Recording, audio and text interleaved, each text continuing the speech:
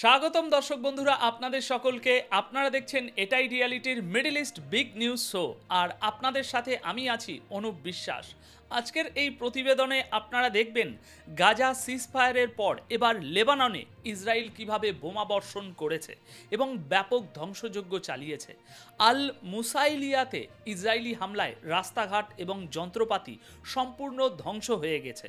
এদিকে গাজায় ইসরায়েলি সেনারা নিজেদের পিছনে রেখে গেছে মৃত্যু ফাঁদ এবং প্রচুর পরিমাণে অস্ত্রশস্ত্র, এমনকি বাচ্চাদের খেলনা এবং খাবারের বাক্সেও বোমা লুকিয়ে রেখে গেছে ইসরায়েলি সেনারা, এমনটাই দাবি গাজা সিভিল ডিফেন্সের। আর অন্যদিকে মার্কিন সেনারা পৌঁছে গেছে ইসরায়েলে। বলা হচ্ছে গাজা সিজফায়ার পর্যবেক্ষণ করাই তাদের মিশন, কিন্তু এর পিছনে আসল উদ্দেশ্যটা কি? তো দর্শক, এই ছিল কিছু হেডলাইন্স, কিন্তু এই শোতে থাকবে এর থেকেও অনেক বেশি খবর, তাই শেষ পর্যন্ত আমাদের সঙ্গে থাকুন। আজকের এই আলোচনাটি অত্যন্ত গুরুত্বপূর্ণ। দর্শক, ইসরায়েলের যুদ্ধের খিদে কিছুতেই মিটছে না। গাজায় যুদ্ধবিরতির পরই এখন লেবাননে ভারী বোমা বর্ষণ করা হয়েছে। আন্তর্জাতিক চাপের মুখে গাজায় যুদ্ধবিরতির চুক্তিতে সই করা নেতানিয়াহু এখন লেবাননে হামলা শুরু করে দিয়েছেন। আল মায়াদিনের রিপোর্ট অনুযায়ী 11ই অক্টোবর সকালে ইসরায়েলি হামলায় একজন ব্যক্তি নিহত এবং 5 জন আহত হয়েছে। এই হামলাটি মুসাইলিয়া এবং আল নাজারিয়ার মধ্যবর্তী এমন একটি এলাকায় করা হয়েছে যেখানে খনন কার্যের জন্য যন্ত্রপাতি রাখা ছিল এবং বুলডোজার দিয়ে কাজ চলছিল। সোজা কথায় বললে সেখানে কনস্ট্রাকশনের কাজ চলছিল। যে এলাকাগুলো আগে ধ্বংস হয়ে গিয়েছিল সেগুলোকে নতুন করে গড়ে তোলার চেষ্টা হচ্ছিল, কিন্তু সেখানে আবারও বোমা ফেলা হয়েছে। এই বোমা বর্ষণের পর সায়দা এবং নবতিহকে সংযোগকারী একটি গুরুত্বপূর্ণ রাস্তা সম্পূর্ণ ধ্বংস হয়ে গিয়েছে। রাস্তাটি পুনরায় খোলার জন্য উদ্ধারকারী দলগুলো আপ্রাণ চেষ্টা চালিয়ে যাচ্ছে।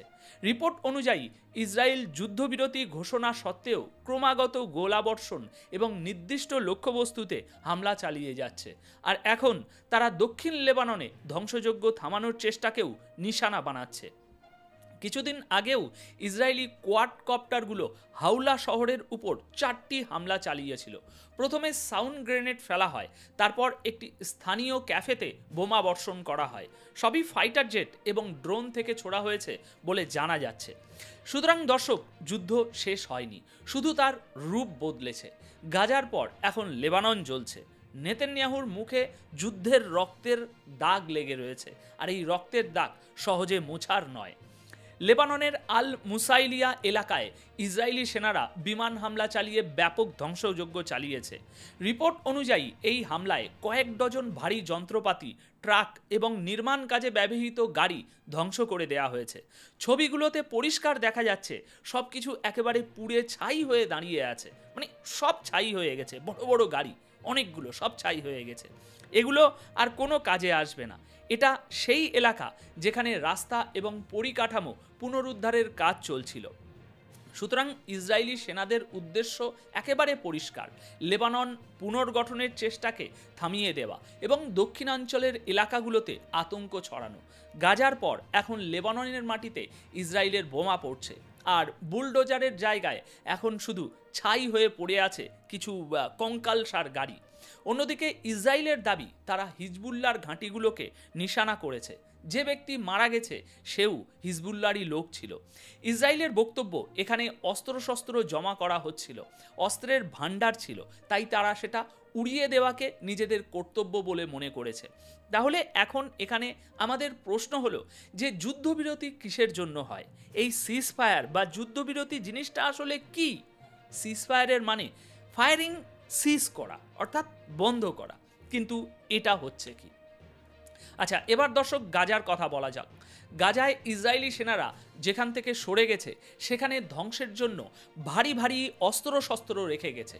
গাজার শহরের আল সুবরা এলাকায় ইসরায়েলি সেনা প্রত্যাহারের পর একটি বিশাল বোমা সজ্জিত রোবট পাওয়া গেছে, যা সম্পূর্ণ অবিস্ফোরিত অবস্থায় রয়েছে। এই বুবি ট্র্যাপ মেশিনটি একটি জনবসতিপূর্ণ এলাকার মাঝে পাওয়া গেছে, যেখানে শিশুরা এবং তাদের পরিবারগুলো নিজেদের বাড়িঘর মেরামত করার কাজে ব্যস্ত ছিল।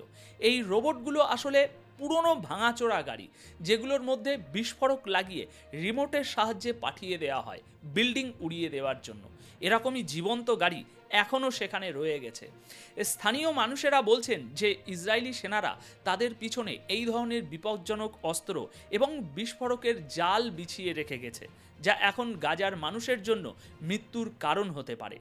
দর্শক, ইসরায়েলের সেনা কিছু এলাকা থেকে চলে গেছে ঠিকই, কিন্তু তাদের রেখে যাওয়া ধ্বংসযজ্ঞ এখনও গাজার প্রতিটি অলিতে গলিতে, প্রতিটি মহল্লায় শ্বাস নিচ্ছে, যা গাজার নিরীহ নিষ্পাপ শিশু ও সাধারণ মানুষদের শ্বাস কেড়ে নিতে পারে। গাজার ধ্বংসলীলার আরেকটি নতুন গল্প শুনুন। বাচ্চাদের খেলনা আর খাবারের কোটোর ভিতরে মৃত্যু লুকিয়ে রাখা হয়েছে। ইসরায়েলি সেনারা কিছু এলাকা থেকে সরে যাওয়ার পর গাজা সিভিল ডিফেন্স দলগুলো এমন কিছু বিপজ্জনক জিনিস উদ্ধার করেছে যা সবাইকে একেবারে নাড়িয়ে দিয়েছে। কুটস নিউজ নেটওয়ার্কের পক্ষ থেকে দাবি করা হচ্ছে যে বোমা ভর্তি বাচ্চাদের খেলনা এবং বুবি ট্র্যাপড খাবারের কৌটো ইচ্ছাকৃতভাবে গাজার বাচ্চাদের প্রলুব্ধ করার জন্য রেখে যাওয়া হয়েছে। এই বিপজ্জনক জিনিসগুলোকে স্পর্শ করার সঙ্গে সঙ্গেই সেখানে বিস্ফোরণ ঘটে, যার ফলে ঘটনাস্থলেই তার মৃত্যু হতে পারে।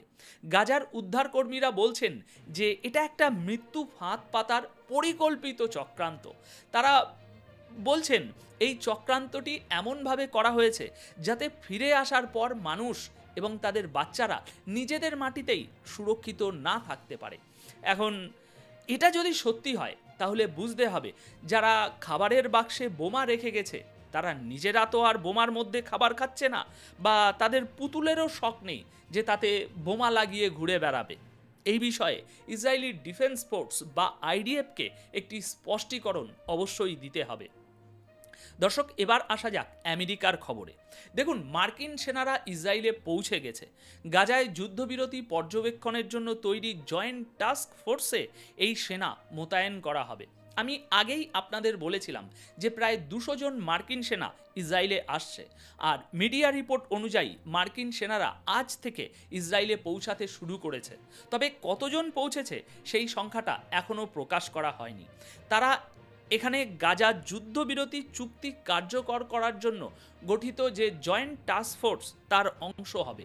এই টাস্ক ফোর্সে অন্য দেশের সেনাও থাকবে।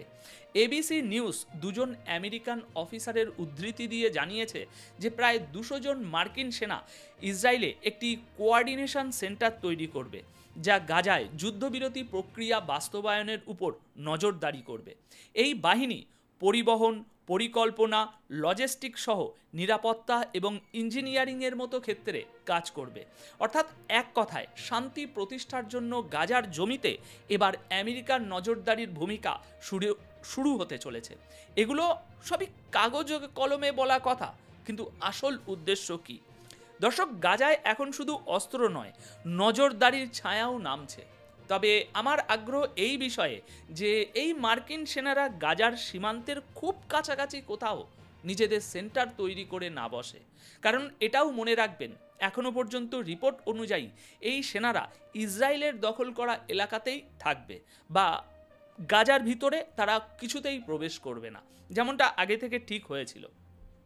তাহলে এখন প্রশ্ন হলো, যদি তারা শুধু নজরদারি করতে যায় তাহলে গাজার ভিতরে কোন সেনা কাজ করবে? গাজার নিরাপত্তা কার হাতে থাকবে? বলা হচ্ছে মার্কিন সেনারা ইসরায়েলে থাকবে, তাহলে গাজায় কে থাকবে? এই মার্কিন সেনারা কি সত্যি গাজার ভিতরে যাবে না? দর্শক, এই প্রশ্নগুলোর উত্তর হয়তো সময়ই দেবে, আর কিছুটা সময়। এখন আপনার কি মনে হয় এর পিছনে আসল উদ্দেশ্য কি হতে পারে? কমেন্ট করে আমাদের অবশ্যই জানাবেন। আর ভিডিওটি ভালো লাগলে একটি লাইক করবেন, বন্ধুদের সাথে শেয়ার করবেন। আর এই ধরনের আরও ভিডিও দেখার জন্য আমাদের চ্যানেলটি অবশ্যই সাবস্ক্রাইব করে রাখবেন। ধন্যবাদ আপনাদের সকলকে।